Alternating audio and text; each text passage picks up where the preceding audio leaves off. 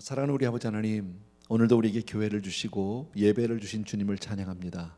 사랑하는 성도님들이 오늘도 예배 자리에서 하나님을 향하고 있고, 그리고 주님께 마음과 귀를 열고 있습니다. 주님이 말씀하시고 또 우리 한 사람 한 사람 심령에는 더욱 주님을 사랑하고 더욱 주님을 굳건히 믿는 그런 믿음으로 서게 하여 주옵소서. 예수님 이름으로 기도합나이다. 아멘. 아멘. 오늘 우리 본문 말씀은요, 마가복음 16장이에요. 사실은 여러분 아신 대로 작년에 우리가 마가복음 강해를 쭉 해오다가 연말에 뭐 절기 설교 뭐 이렇게 하다 보니까 마지막 16장을 못했더라고요. 그래서 어떡할까 하다가 조금 뭐 시기적으로 맞진 않은데 그래도 이번 주하고 다음 주에서 16장을 마치고 그리고 나서 또 새 책을 공부를 하려고 지금 그렇게 생각을 합니다. 오늘은 그 16장 1절에서부터 13절 예수님의 부활에 관한 말씀인데요.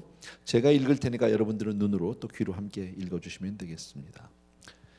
안식일이 지남에 막달라 마리아와 야고보의 어머니 마리아와 또 살로메가 가서 예수께 바르기 위하여 향품을 사다 두었다가 안식 후 첫날 매우 일찍이 해돋을 때에 그 무덤으로 가며 서로 말하되 누가 우리를 위하여 무덤 문에서 돌을 굴려 주리여 하더니 눈을 들어 본즉 벌써 돌이 굴러져 있는데 그 돌이 심히 크더라. 무덤에 들어가서 흰 옷 입은 한 청년이 우편에 앉은 것을 보고 놀라매 청년이 이르되 놀라지 말라. 너희가 십자가에 못 박히신 나사렛 예수를 찾는구나. 그가 살아나셨고 여기 계시지 아니하리라. 보라, 그를 두었던 곳이니라. 가서 그의 제자들과 베드로에게 이르기를 예수께서 너희보다 먼저 갈릴리로 가시나니 전에 너희에게 말씀하신 대로 너희가 거기서 배우리라 하라 하는지라. 여자들이 몹시 놀라 떨며 나와 무덤에서 도망하고 무서워하여 아무에게 아무 말도 하지 못하더라. 예수께서 안식 후 첫날 이른 아침에 살아나신 후 전에 7 귀신을 쫓아내어 주신 막달라 마리아에게 먼저 보이시니 마리아가 가서 예수와 함께 하던 사람들이 슬퍼하며 울고 있는 중에 이 일을 알림에 그들은 예수께서 살아나셨다는 것과 마리아에게 보이셨다는 것을 듣고도 믿지 아니하니라. 그 후에 그들 중 2사람이 걸어서 시골로 갈 때에 예수께서 다른 모양으로 그들에게 나타나시니 2사람이 가서 남은 제자들에게 알리었으되 역시 믿지 아니하니라. 아멘. 네, 오늘은 예수님이 십자가에 달린 그 이후 그 다음 날에 벌어진 일들을 좀 같이 생각하려고 하는데요. 방금 읽은 본문의 말씀뿐 아니라 우리 뭐 마태복음, 누가복음, 또 요한복음에 있는 내용들도 여러분이 함께 조금 종합해서 이해를 해주시면 될 것 같아요. 쉽게 말하면 그냥 예수님이 십자가에 달리신 이후에 벌어진 그 일들을 하나의 장면으로 혹은 뭐 영화나 드라마 같이 이렇게 여러분들이 그 장면으로 이해를 해주시는 게 제일 좋을 것 같아요. 자, 어쨌든 주님이 십자가에 달리셨고요. 그리고 예수님의 돌아가신 것을 확인한 후에 예수님을 십자가에서 내려서 그 다음에 아리마대 요셉이라고 하는 사람이 자기 무덤을 이제 내어줬잖아요. 그래서 그 무덤에 이제 예수님을 장사 지냈어요. 하루가 어떻게 지나갔는지 모르겠죠. 제자들이나 그 여자들 지금 성경에 나온 이분들 입장에서 보면은요, 하루가 너무 정말 너무 무섭고 정말 너무 슬프고 너무 아프고 혼란하고 뭐 뭔지 모르게 그렇게 하루를 지나고 이제 장사를 지내고 그리고 이제 왔는데 밤새도록 뭐 잠이나 잤겠습니까? 밤새도록 생각하니까 이 시간에도 무덤에 계실 예수님 생각하니까 가슴이 너무 아픈 거예요. 그 중에 하나가 더 아픈 게 바로 뭐냐면 유대인들은 관례적으로 이렇게 그 시신에 그 장사 지낼 때 기름을 향유를 바르는 그런 이제 그 이 관례가 있었는데 그것조차도 못 해드린 거예요. 그러니까 너무 마음이 아파서 자 날이 밝는 대로 가서 예수님 시신에 어떻게 향유라도 좀 부었으면 좋겠다. 그렇게 하고 싶다. 이제 그렇게 마음을 정한 거죠. 그리고 이제 새벽에 일찍 일어나서 그들이 이제 열심히 갑니다. 근데 가는데 또 다른 걱정이 있어요. 바로 뭐냐면 무덤의 그 큰 돌문을 누가 굴려줄 거냐는 거예요. 또 사실은 열 수도 없어요.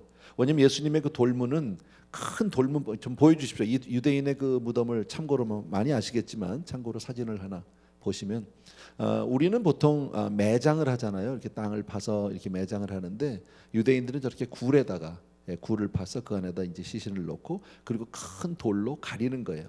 그러니까 굴려서. 그런데 이제 거기까지도 어려운데 더군다나 예수님의 그 이 무덤문은 인봉을 했잖아요. 씨를 했단 말이에요. 나라에서 로마 정부에서. 그러니까 누가 건드리면 안 되는 거죠. 그럼에도 불구하고 여자들은 그저 안타까운 마음에 기름이라도 부어보려고 가긴 간 겁니다.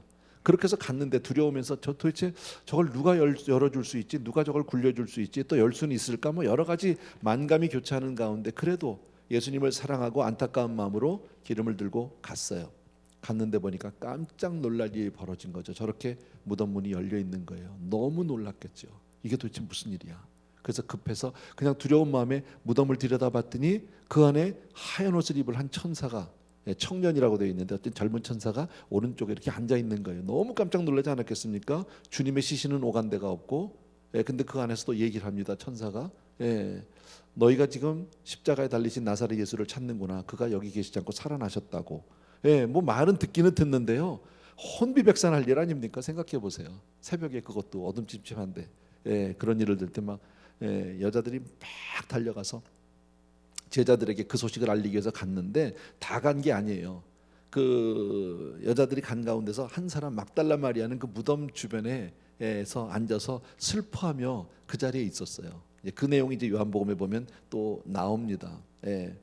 어쨌든 천사가 얘기한 얘기도 뭐 중요하지만 그 내용보다도 지금 이게 무덤 문이 열렸고 주님의 시신이 없고 뭐 느닷없이 갑자기 또 웬 천사는 하나 있고 뭐라고 얘기하는데 뭐 정신이 하나도 없이 제자들에게 막 달려갔어요. 가는 도중에 베드로와 요한을 먼저 만나게 됩니다. 성경 전체를 종합해 보면요. 그래서 그 얘기를 하니까 베드로와 요한도 이게 뭔 소리야, 이게 자다가 봉창 두드리는 소리도 아니고 이게 무슨 도대체 이해가 안 되니까요. 알았다, 가보자고 일단. 그래가지고 막 두 사람이 무덤을 향해서 달려가는데 그 유명한 그 장면을 그린 유명한 그림이 있어요. 여러분들 아실 거예요. 보여주세요. 참고로 보여드리는 거예요. 보이시죠? 그림이요. 누가 베드로고 누가 요한인지 금방 알겠죠. 그죠? 앞에 있는 사람이 요한이고 뒤가 베드로고 얼굴도 뭐 좀 늙긴 했는데 이 그림은 스위스의 화가예요.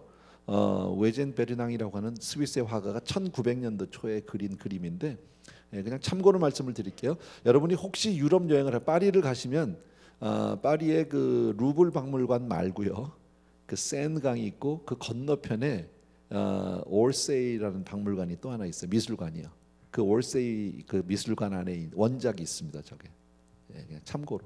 그래서 어쨌든 저 그림 굉장히 유명한 그림인데 저렇게 두 사람이 이제 뛰는데 왜 요한이 앞에 있느냐? 뭐 당연하죠. 요한이 젊잖아, 그죠? 베드로보다 젊으니까 아무래도 빠르겠죠. 성경도 또 그렇게 얘기합니다. 그래서 요한이 있는 힘을 다해서 뛰고 베드로는 뒤쫓아 갔는데 무덤에 먼저 도착한 게 요한이에요. 근데 도착했는데 성경에 보면 요한이 그걸 들어가질 못해요. 그냥 바깥에 가서 머뭇거리는데 베드로가 뒤따라와 가지고 주저함 없이 그냥 무덤으로 들어가니까 요한이 그때 따라 들어갑니다. 그런 내용이 있다. 요한복음 20장 8절과 9절에 그 내용이 있어요. 같이 한번 읽겠습니다. 시작. 그때에 무덤에 먼저 갔던 그 다른 제자도 들어가 보고 믿더라 그랬죠. 여기서 무덤에 먼저 갔던 그 다른 제자가 누굴까요? 그 요한이에요. 요한복음은 요한이 썼잖아. 근데 자기를 그렇게 표현했어요. 내가라고 안 하고 좀 창피하니까, 자기가 못 들어가고 있으니까. 그러고 나서 다른 제자도 들어가서 보고 믿었다는데 뭘 믿었을까요? 주님 아니지. 주님의 시신이 없어졌구나. 그걸 믿은 거죠. 진짜구나. 여자들이 한 얘기가 정말 주님의 시신이 없어졌구나, 사라졌구나. 그걸 믿은 거지 주님의 부활을 믿은 게 아니라는 것이 바로 뒤에 있어요. 그들은부터 읽어봅시다. 시작. 그들은 성경에 그가 죽은 자 가운데서 다시 살아나야 하리라 하신 말씀을 아직 알지 못하더라. 무슨 얘기예요? 주님이 다시 부활하신다는 얘기를 꿈에도 상상조차 못했다, 그 얘기입니다. 쉽게 말하면요. 그냥 주님의 시신이 없다. 이거 어떻게 된 거지? 이거 웬일이지? 지금 이거예요. 좀 당황스러웠겠죠, 여러분. 자, 여기서 우리가 뭘 알 수 있습니까? 주님이 부활했다는 얘기를 천사를 통해서 들은 여자들이 그 얘기를 가서 했는데 베드로와 요한이 그 얘기를 듣고 와서 주님의 부활을 믿었다, 못 믿었다? 못 믿었다예요. 주님의 부활을 믿지 못했다, 그 얘기입니다. 자, 한편 아까 얘기했죠. 여자들이 주님의 몸에 시신에다가 향유를 부려고 갔다가 다시 제자들에게 간 사람이 있지만 한 사람 막달라 마리아는 무덤 곁에서 울면서 거기서 슬퍼하고 있었잖아요. 그 여자 이야기예요. 그게 요한복음 20장에 또 나오는데 조금 이따 볼게요. 그때도 마리아는 누군가가 예수님의 시신을 훔쳐갔다고 생각을 하고 너무 슬퍼서 혼자 남아서 울고 있었어요. 그때 성경을 보면 주님이 그래요. 여자여, 어찌하여 울며 누구를 찾니? 이렇게 물어보세요. 예, 울고 있는데 너 왜 울고 누구 찾아? 너 왜 이렇게 울고 있어? 누구를 찾는 거야? 그랬더니 마리아가 이렇게 슬쩍 봤더니 누구라고 생각했어요? 동산지기 매니저라고 생각하고 그 동네 관리인 이렇게 보고 당신이 혹시 옮겨갔으면 쉬웠으면 어디로 갔는지 가르쳐 달라고 내게 이렇게 달라고 그러면 내가 다시 모셔오겠다고 그렇게 얘기를 합니다. 어쨌든 주님의 시신을 찾아야 되니까 그렇게 얘기를 했더니 우리 주님께서 그 주님이시거든요. 바로 옆에가 주님이 마리아야 그렇게 얘기했어요. 그 음성을 딱 들으니까 여자가 알아들었어요. 주님이라는 걸 알았어요. 그러면서 라보니오 하고 딱 잡아요. 잡으려고 그러는데 주님이 이렇게 얘기하세요. 요한복음 20장 17절이에요.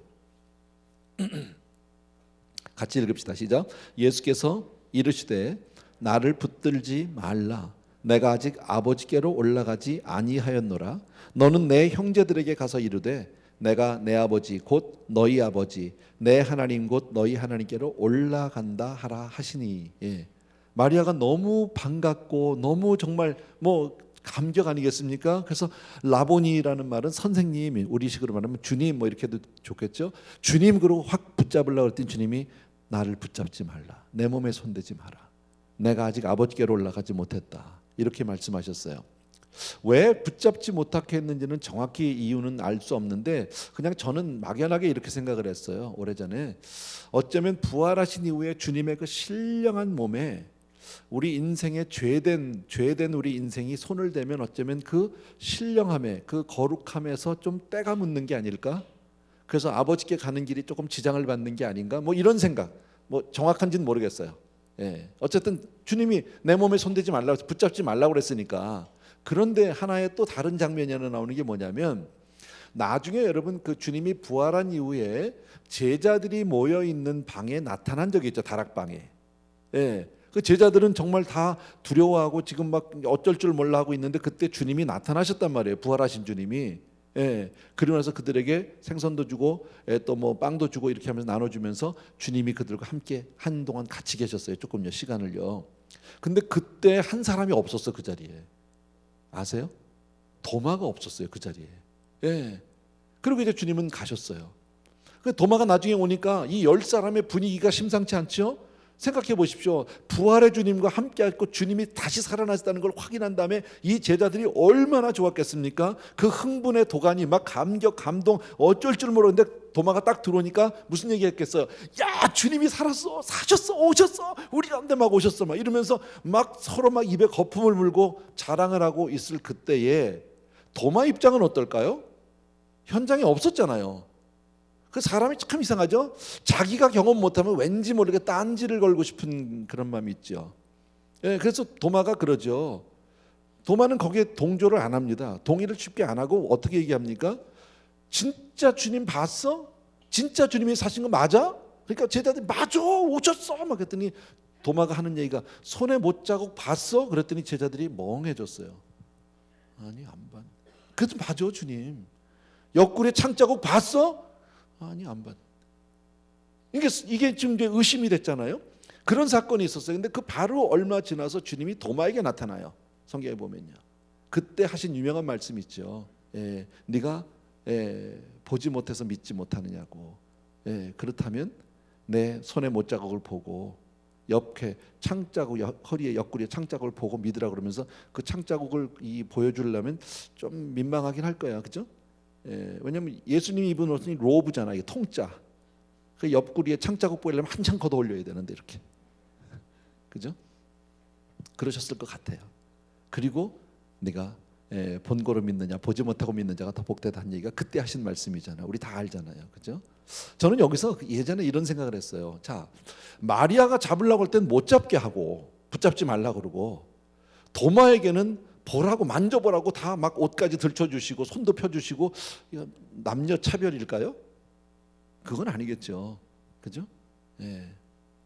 혹시 믿음을 갖지 못한다면 보지 못해서 너희가 믿기를 원하는데 믿어지지 않는다면 내가 좀 아버지께로 가는 일에 지장을 받더라도 만져봐라 확인해봐라 네가 믿음만 가질 수 있다면 내가 얼마든지 희생을 해주겠다라는 주님의 사랑이 아닐까, 이제 뭐 이런 생각을 했어요. 오늘 뭐 본문하고 그렇게 꼭 중요한 내용은 아니에요.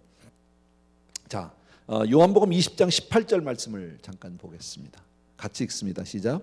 막달라 마리아가 가서 제자들에게 내가 주를 보았다 하고 또 주께서 자기에게 이렇게 말씀하셨다 이르니라 그랬죠. 자, 막달라 마리아는 지금 그 무덤 옆에서 예수님을 만났고 라보니오하고 주님을 잡으려다 못 잡고 주님과 대화를 했습니다. 그리고 제자들에게 가서 이 소식을 전해라. 그래서 제자들에게 온 거예요.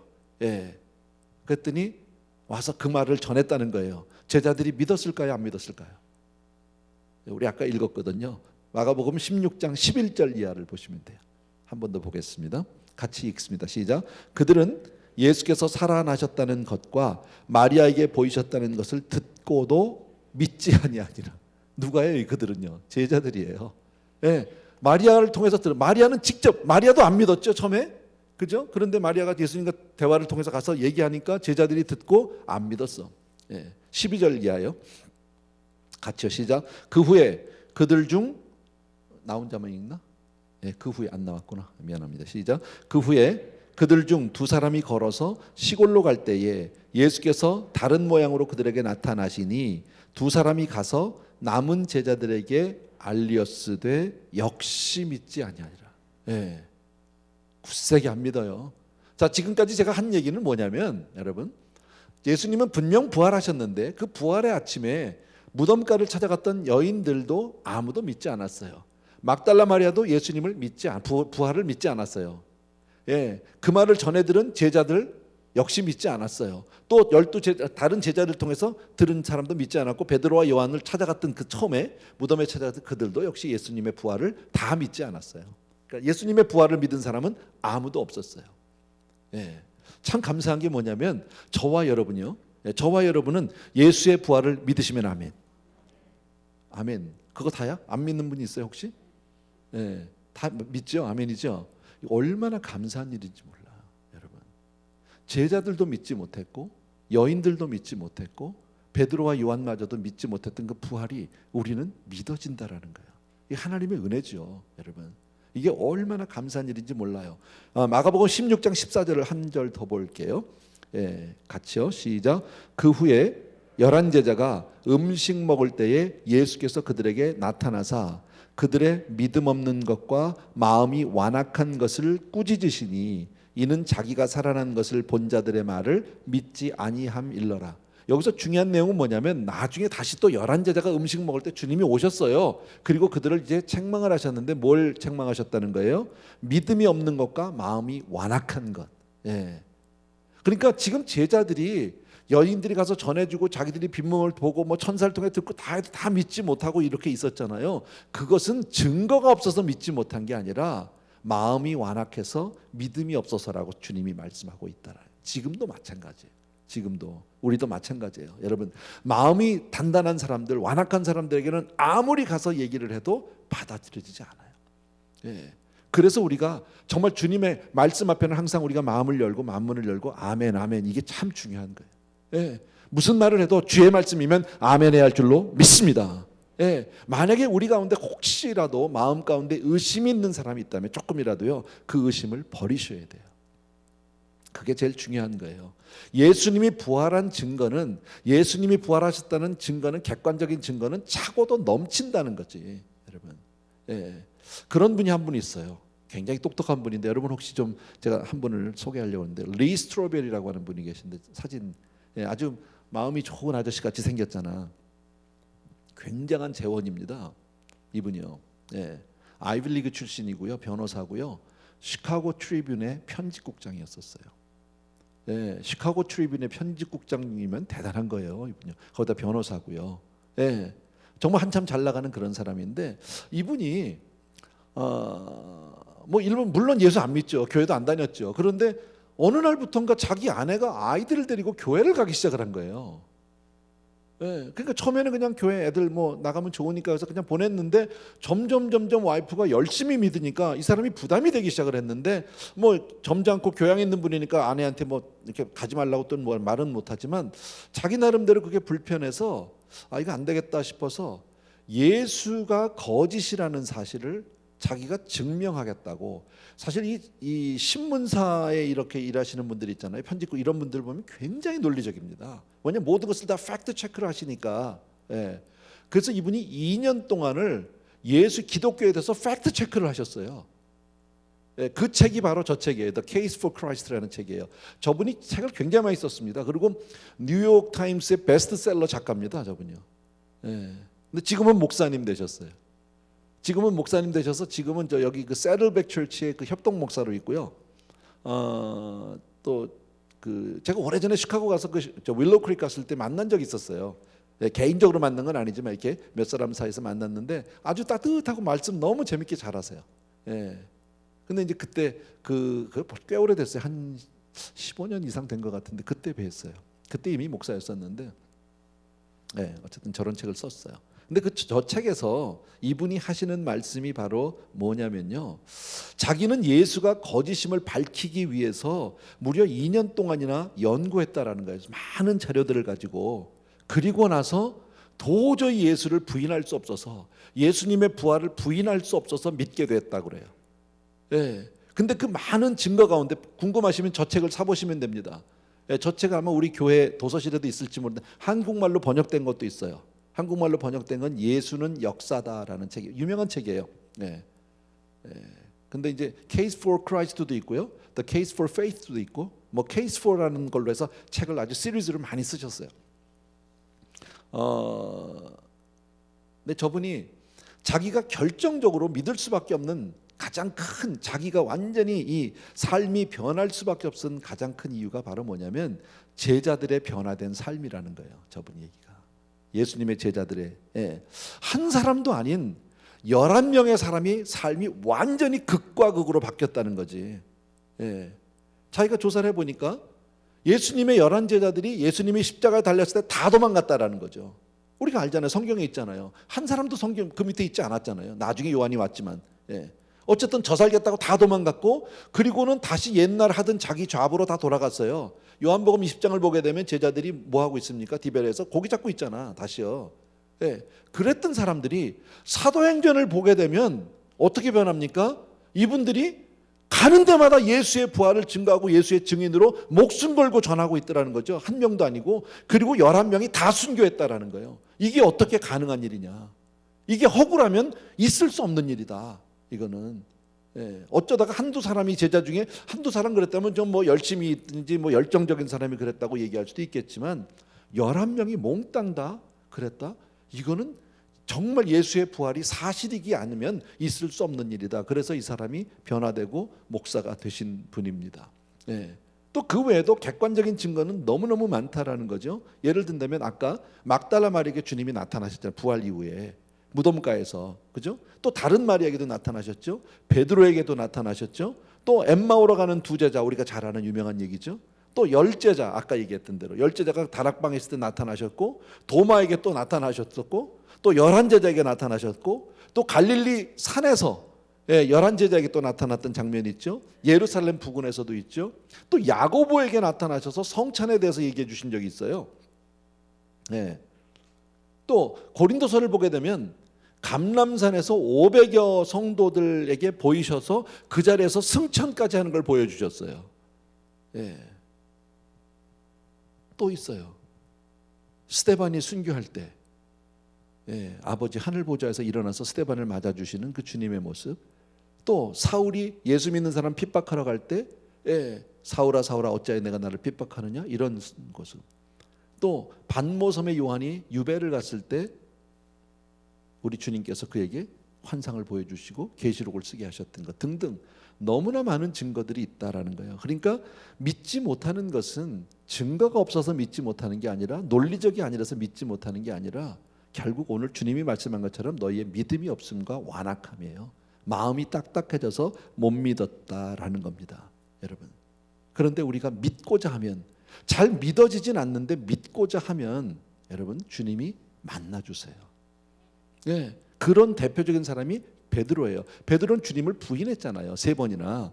근데 주님이 정말 주님이 미워서, 주님이 싫어서, 주님이 믿어지지 않아서 부인한 게 아니라 환경적으로 어쩔 수 없어서 자기가 살자고, 죽을 것 같으니까 가야바의 뜰에서 그랬잖아요. 여종이 너 예수하고 한편 아니야? 아니야, 나 저 사람 몰라 이러고 3번 부인했던 거는 진짜 부인한 게 아니라 자기가 위험에 처하니까 그렇게 궁여지책으로 대답을 한 거 아닙니까?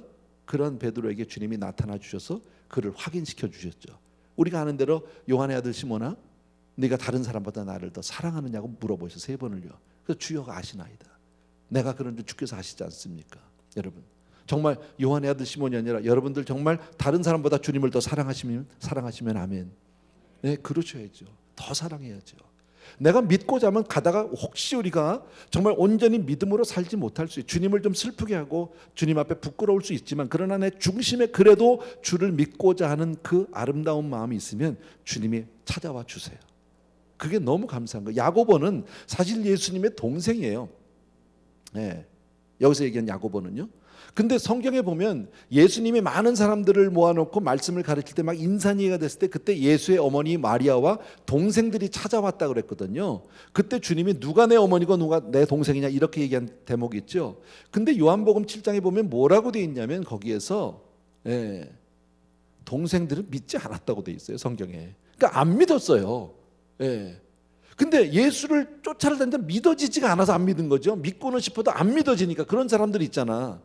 그런 사람들에게도 야고보에게 주님이 나중에 따로 찾아가서 말씀해 주시는 장면이 성경에 나오거든요. 또 만나 주셨다는 거예요. 도마처럼 의심하는 사람도, 도마가 예수님을 부인한 게 아니니까 자기가 잘 믿어지고 그 현장에 없었기 때문에 의심이 될 때 주님이 찾아와 주셨다라는 거죠. 저는 이와 비슷한 경험이 저에게 있어요.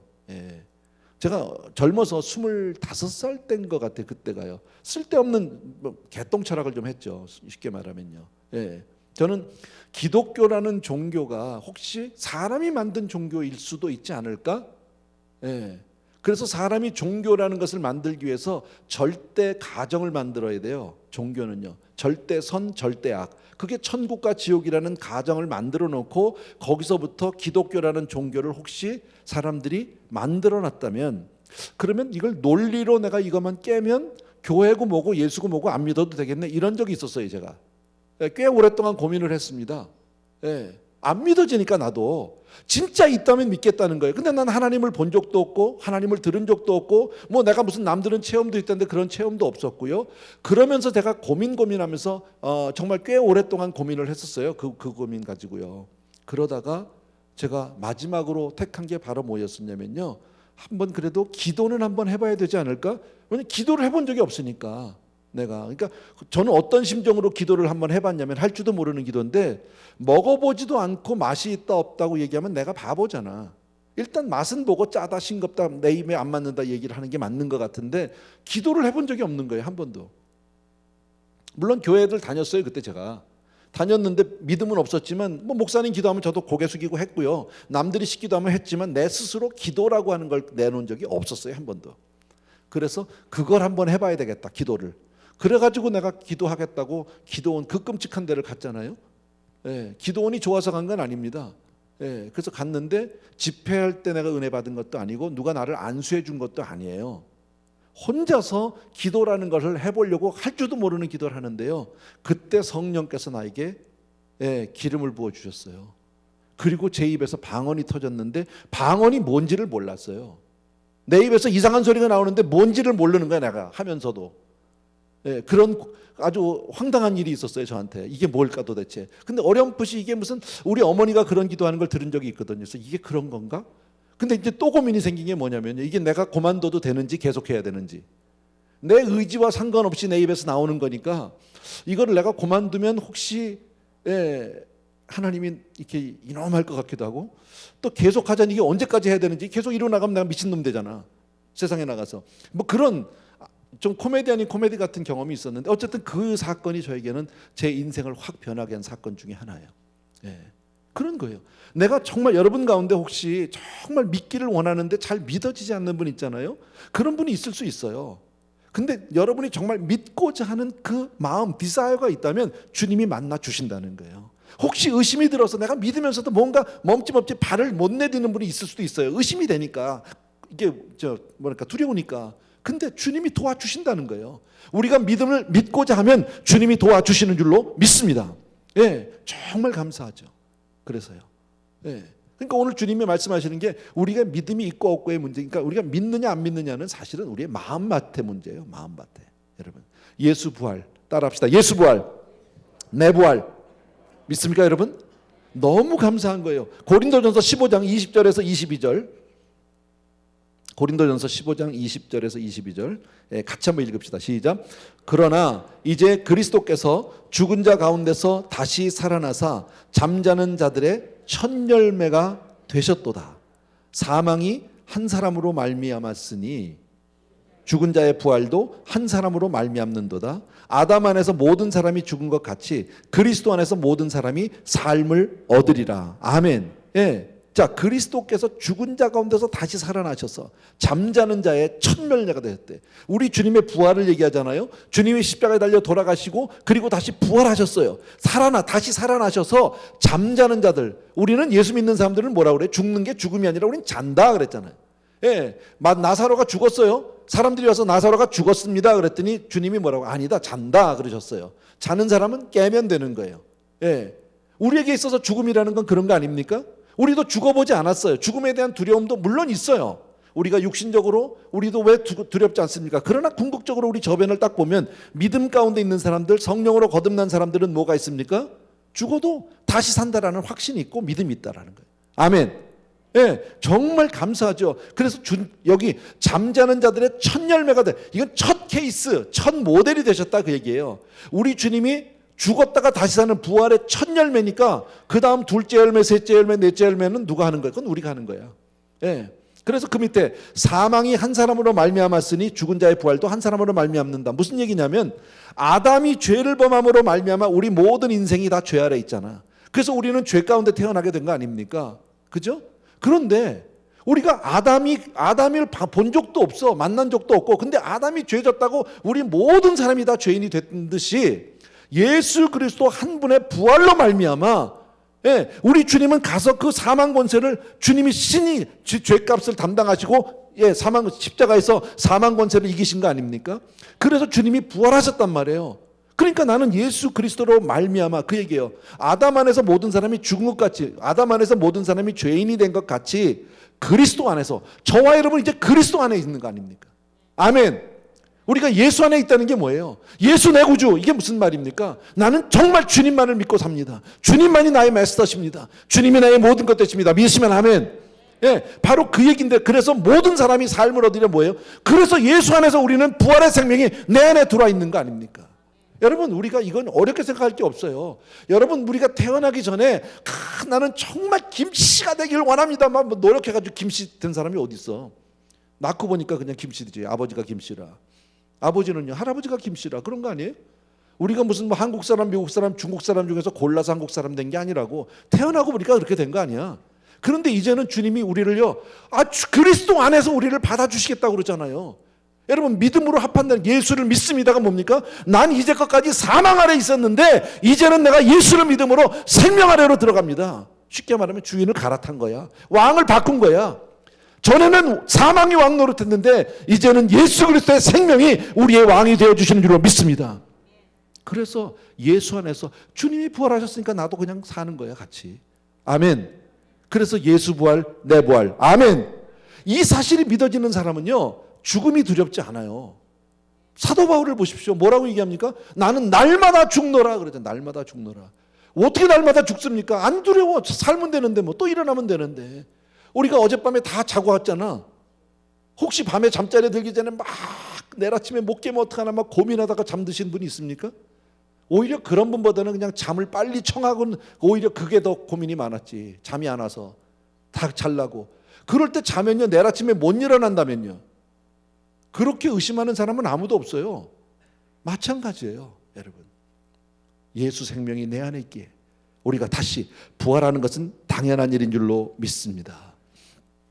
그래서 궁극적으로 아까 얘기했지만 우리 예수 믿는 사람들도 뭐 총의 위협이 있다든지 칼의 위협이 있으면 무섭죠. 두렵죠. 순간적으로 두려울 수 있지만 조금만 우리가 차분하게 생각해 보면 그게 문제가 아닌 거예요. 왜? 생명은 주께 속했네. 믿으세요? 여러분, 내 생명이 내 것이 아니야. 생명은 내 것이 아니야. 하나님의 주권이에요.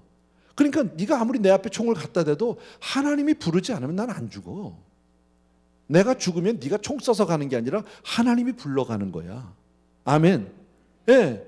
교통사고가 났는데 내가 교통사고로 가는 게 아니라 하나님이 나를 그렇게 불러가시는 거야. 근데 불러가시면 천국이야. 뭐가 두렵겠냐고. 그래서 우리 크리스천들은요, 장례식을 해보면 알아요. 여러분, 안 믿는 사람들은 장례식을 하면 아이고 울고불고 난리가 나잖아요. 예. 근데요, 예수 잘 믿는 사람들 장례식 가보면 참 아름답죠. 슬픔이 있어요. 왜? 육신적으로 헤어져야 하는 아픔은 있어요. 이별의 아픔이 왜 없겠습니까? 하지만 우리는 그것을 넘어서, 죽음을 넘어서, 이별의 고통을 넘어서 뭐가 있습니까? 영원한 천국의 소망이 있어요. 천국 가시는구나. 할렐루야. 그 가운데 기쁨이 있고 감사가 있는데, 이게 안 믿는 사람 입장에서 보면 미칠 노릇이야. 안 그래요? 여러분, 감동이 없네. 네. 다 죽어봐야 할 수도 없고 어떡하나 이거. 여러분, 이 부활의 생명이라는 건 그거 정도가 아니겠죠. 여러분, 우리가 죽어서 천국 가는 것뿐 아니라 우리는 이 땅에 살면서도 예수 그리스도로 말미암아 승리의 삶을 살 수 있어요. 예. 여러분, 세상 모든 사람들은 죽음을 두려워합니다. 예. 아무도 죽음에 맞서 싸우지도 대항하지도 거부하지도 피하지도 못합니다. 그냥 끌려가고 받아들일 수밖에 없다라는 거예요. 근데 주님은 이 문제를 해결하기 위해서 오신 거 아닙니까? 모든 인생이 죽기를 두려움으로 일생의 종노릇 한다고 그랬잖아요. 사망에 눌려서. 히브리서에 보면 그렇게 말씀하죠. 여러분, 모든 사람이. 근데 주님이 오셔서 그 사망 권세를 그냥 무너뜨려 버리셨어. 깨부셔 버렸어. 그리고 주님은 부활하셨어요. 완전한 생명으로. 사실 주님은 죽을 이유도 없고 부활할 이유도 없어. 주님 자신으로 보면 생각해봐요. 주님이 왜 돌아가셔야 됩니까? 주님이 왜 부활하셔야 됩니까? 그분 자신이 영원이야, 영원. 여러분, 주님이 영원이신데 무슨 죽음이 있어요 거기에? 누구 때문에 그러신 겁니까? 바로 저와 여러분 때문에 친히, 여러분, 그 죽음을 친히 죽으신 거예요. 그래서 그 죄값을 다 치르시고 그리고 부활해 주신 줄로 믿습니다. 그래서 주님이 하시는 말씀이 뭡니까? 나는 부활이요 생명이니, 예, 나를 믿는 자는 죽어도 살겠고 무릇 살아서 믿는 자는 영원히 죽지 아니하리라. 믿으시면 아멘. 너무 감사하잖아요. 여러분, 나는 부활이요 생명이니. 여러분, 예수를 믿는다는 건 이렇게 좋은 겁니다. 이렇게 감사한 겁니다. 로마서 8장 11절 말씀 보고 마치도록 할게요. 같이요, 시작. 예수를 죽은 자 가운데서 살리신 이의 영이 너희 안에 거하시면, 그리스도 예수를 죽은 자 가운데서 살리신 이가 너희 안에서 거하시는 그의 영으로 말미암아 너희 죽을 몸도 살리시리라. 무슨 얘기예요? 예수님이 첫 열매라고 그랬잖아요. 샘플로, 첫 모델로 그렇게 해주셨잖아. 예수를 죽은 자 가운데 살리신 영이, 그러니까 예수님을 살리신 것도 그 안에 성령께서 살리셨다는 거예요. 예. 자, 그 영이, 그리스도 예수를 죽은 자 가운데 살리신 이가 너희 안에서, 우리 안에서 거하심으로, 여러분, 성령으로 거듭난 사람은요, 그 성령으로 말미암아 그냥 일어나는 거야. 내가 뭐 애써서 나오고 살아야지 뭐 이게 아니에요. 뭐 지금 뭐 땅 파고 올라와서 우리가 살겠다는 게 아니라 주님이 그냥 살려주시는 거야. 예수의 생명이 내 안에 있으니까. 아멘입니까? 예, 너무 감사하죠, 여러분. 이게 오늘 부활이에요. 예, 그것을 오늘 우리에게 알려주시는 거예요. 여러분, 저와 여러분은 정말 부활의 신앙이 있는 줄로 믿습니다. 영원한 삶이, 생명을 하나님이 우리에게 주신 줄로 믿습니다. 이 땅에서 정말 우리가 예수 믿는 건 너무 감사한데 하나님의 자녀 삼아주시고 부활의 생명까지, 부활의 믿음까지 주신 주님을 찬양합니다. 아멘, 아멘. 그래서 우리가 이제 찬양할 거예요. 예, 살아계신 주 하나님 독생자 예수, 우리 박수하면서 우리 힘차게 합시다.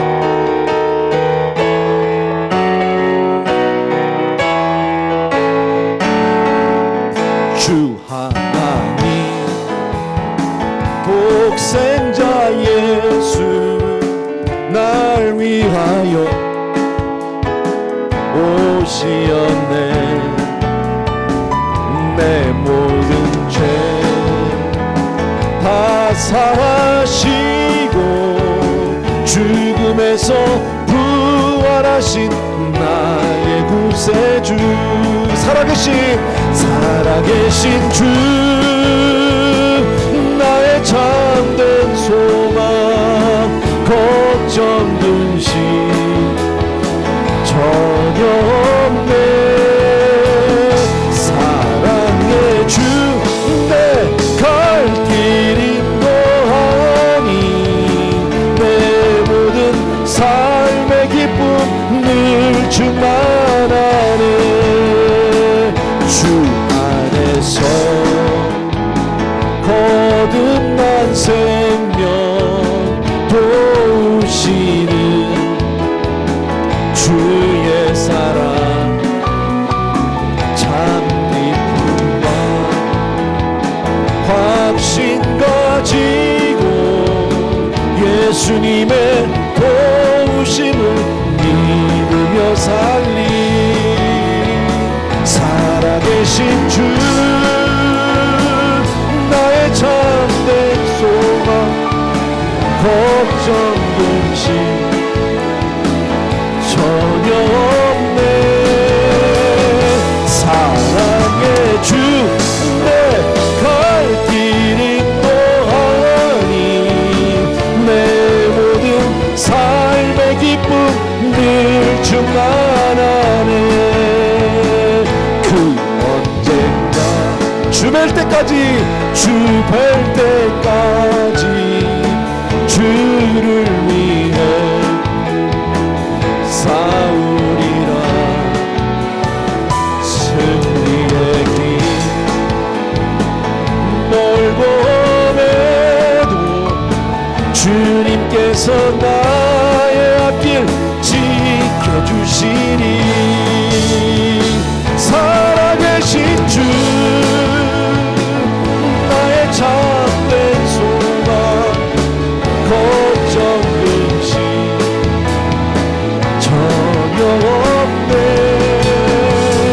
사랑의 주 내 갈 길 인도하니 내 모든 삶의 기쁨 늘 충만하네.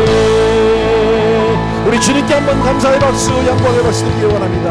할렐루야. 우리 시간 같이 한번 기도합니다. 그 부활의 생명을 주신 주님 앞에 이 시간에 감사하며 기도하는 시간을 갖습니다. 같이 기도합니다. 할렐루야. 사랑하는 아버지, 이 시간 우리 사랑하는 성도님들과 함께 이 시간 간절히 주님 앞에 이 시간도 감사와 찬양과 아버지의 영광을 돌리며 기도하기를 원합니다.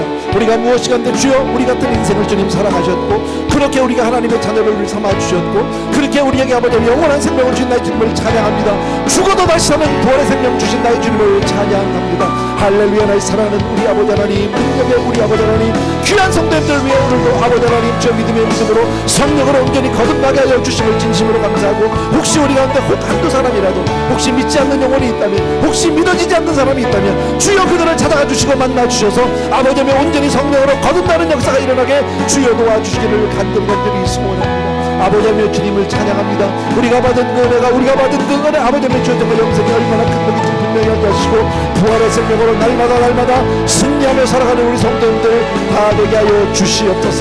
예수 이름으로 기도합니다. 아멘. 아멘.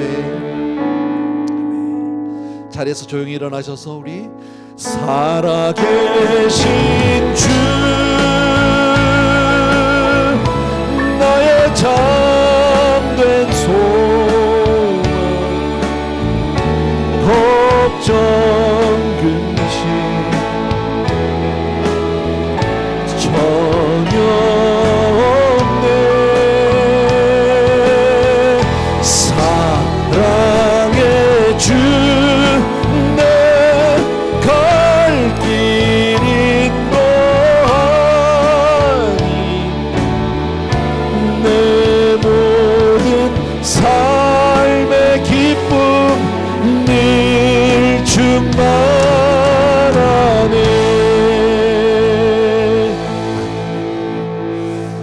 사랑하는 우리 아버지 하나님, 주의 은혜를 진심으로 감사합니다.